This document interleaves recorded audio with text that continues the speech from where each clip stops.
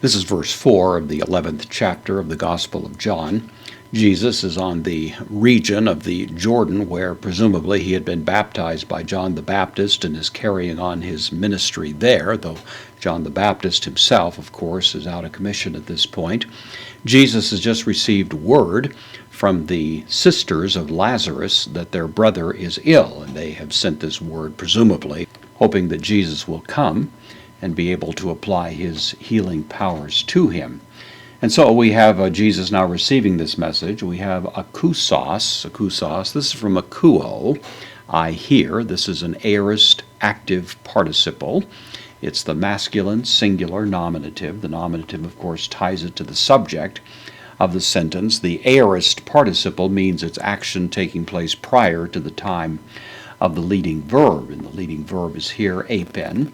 So we would translate it having heard, Jesus having heard, or after he heard, postpositive da, so but having heard, and then ho Jesus, Jesus having heard apen, said, from lego, I say, third person singular, aorist active indicative, demonstrative pronoun here, haute, this, he, the masculine or the feminine, nominative singular article, this, the asthenia.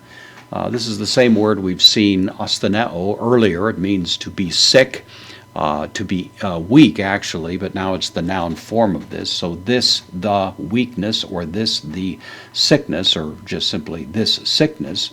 Uk esten, the negation, uk, before esten, third person singular, present active indicative, of me, I am. So it is, the negation not, pros phonaton.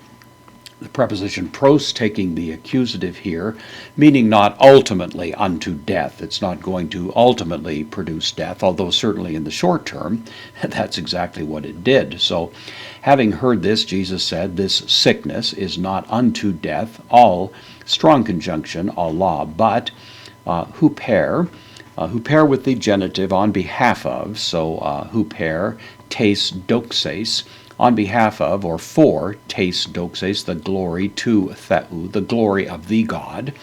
So this is not unto death, which would be a very negative outcome, but for the, or on behalf of the glory of God, hina, in order that, takes the subjunctive, which we find right here, and doxaste is, of course, the very same word as we have here, except in this case, it is now the third person singular aorist passive subjunctive going with hina. So in order that he might be glorified would be the idea, the passive, he might be glorified. The one who's to be glorified is ho huios, the Son, to theou, the Son of God. De, the preposition dia takes the genitive, which means through, and then autes, the feminine, genitive singular pronoun, which is going back to the feminine noun, asthenia, so that the Son of God may be glorified through it, that is, through this weakness, this sickness, and of course the healing that's going to take place, indeed the act of raising him from the dead that's going to take place, which will indeed be a dramatic expression of the glory of God and bring considerable attention to Christ and his power and indeed his glory.